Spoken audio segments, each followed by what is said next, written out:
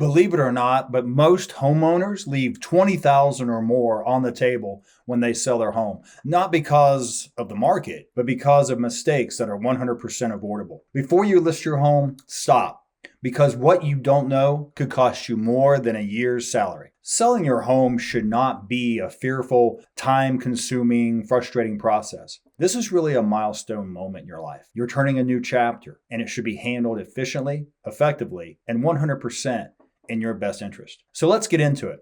The 5 mistakes to avoid when selling your home. Now, mistake number 1, this is pricing your home incorrectly. Pricing your home correctly is genuinely hard, and a lot of agents just get it wrong. Here's what happens when you overprice your home. It sits on the market. Days turn into weeks.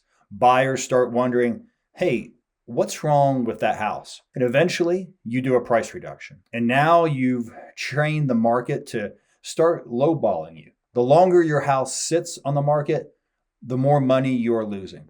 And underpricing, oh yeah, you might get a fast offers, but you could be leaving 10,000, 20,000, even 30 or 40,000 on the table. And that's real money. That's your money. So what's the solution?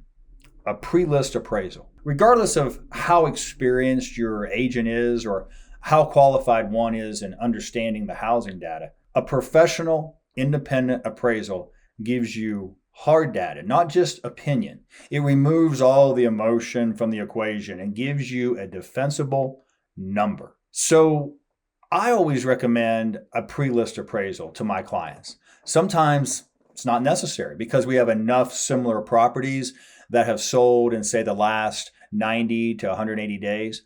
But sometimes an appraisal is needed. And I have no problem covering this for you. It only costs me a few $100s, and it can save or even make you tens of thousands. If an agent waves it off and says, hey, I know the market, why don't you give me a call?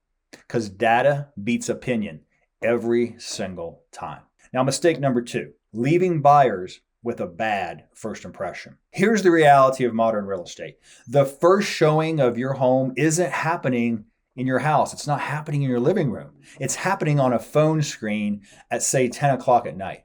If your listing photos don't grab a buyer in the first 3 seconds, hey, they're gone. There's 2 things that we can do to fix this. We can start looking at a pre-cleaning checklist.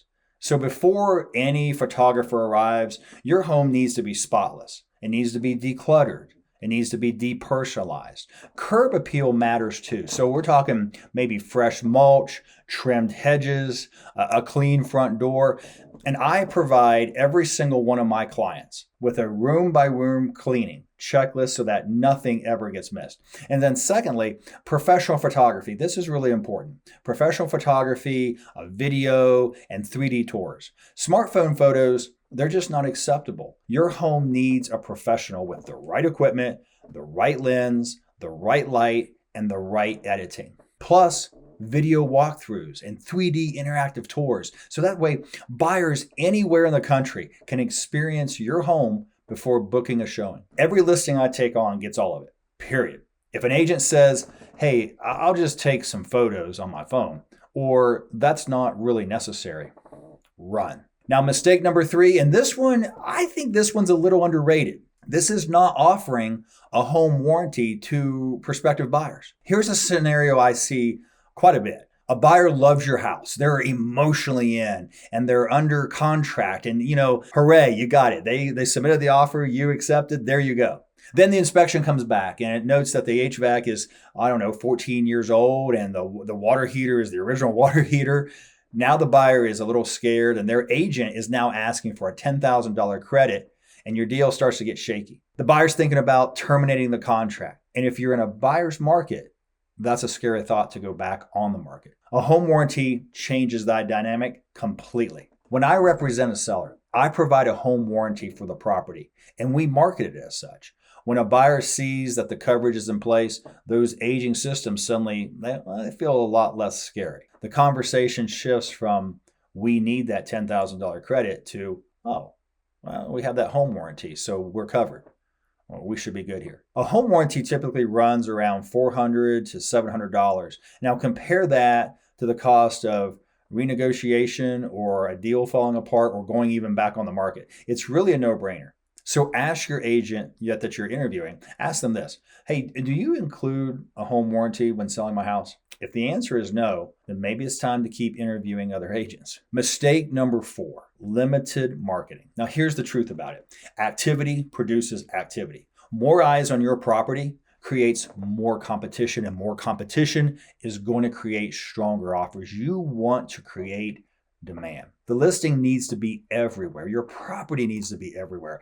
From the MLS to Zillow to Realtor.com to Redfin, and beyond that, targeted social media ads, email campaigns to buyer databases, and YouTube video tours. When I list a home, I run a full digital campaign. We're not just posting and hoping. We're actively pushing your property in front of qualified buyers. Targeted ads, they can even reach buyers who aren't even actively searching yet. And open houses, they still matter, and they absolutely work. Not necessarily because the person at the Saturday open house becomes the buyer.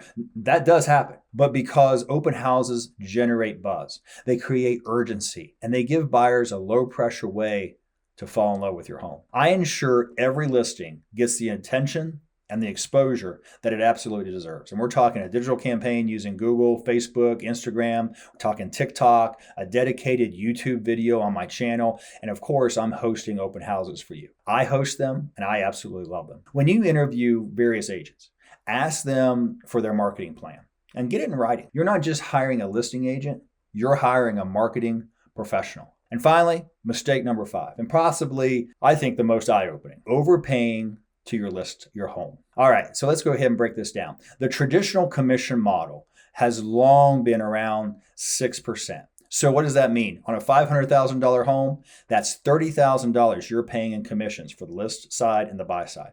On a $700,000 home, that's $42,000. That's significant amount of money that's walking out the door. So here's what I do differently. As a list agent, I charge 2% to put your home on the market. And then you decide what to offer the buyer's agent. You're in control. You're not locked into a number that some traditional brokerage built into their model from yesteryear. All right. On that same $500,000 home, with me, you're going to pay $10,000 to list the home. And then you choose what to offer the buyer side. If you decide to give the buyer agent 2.5%, that's $12,500 plus the $10,000 you're giving me, that's $22,500 versus that $30,000 we just talked about at the traditional brokerage. You're saving $7,500 right there. Using the same commission percentages, a $700,000 home where you typically would pay 6% or $42,000 to a traditional brokerage, you're only paying a total of $31,500 with me. That saves you $10,500 in commission fees. You're saving thousands while still getting full service representation, professional photography, home warranty, full digital marketing, open houses, pre-list appraisals, everything. This is what I do. I think 2% is fair, but I am no discount broker. I work hard, and I work for you. Every dollar you save on commission is a dollar of your equity that you keep. It's yours. You earned it. So don't be afraid to ask agents directly. Hey, what's your commission? And what do I get for it? A confident agent will answer clearly, just like I have done here. If they can't justify their fee, that tells you everything. All right, let's go ahead and bring this on home, all right? The 5 mistakes to avoid when selling your house. Number 1, wrong pricing. Get a pre-list appraisal. Use data. Mistake number 2, poor first impressions. We want to get you that pre-cleaning checklist. We want to make sure you're having professional photos, videos, 3D tours. Mistake number 3, not offering a home warranty. Protect your deal and give your buyer peace of mind. Mistake number 4, limited marketing. I do a full digital campaign. You should expect that. Plus, we do open houses. Activity creates activity. And finally, mistake number 5, overpaying to list your home. Know what you're paying and make sure you're getting full value. Avoid these 5 mistakes and you're already miles ahead of the average seller, selling faster for more money, a lot less stress. So if you're thinking about selling your home in the Denver and Colorado Front Range, and you want someone in your corner who will make sure that none of these mistakes happen to you, I'd love to work with you. And if this video helped you, please hit that like button and subscribe. It helps more Denver area sellers find this information before they make an expensive mistake. I'm Dave Michael. I am the House Wrangler with You First Realty. Thank you so much for watching. And until next time, happy trails.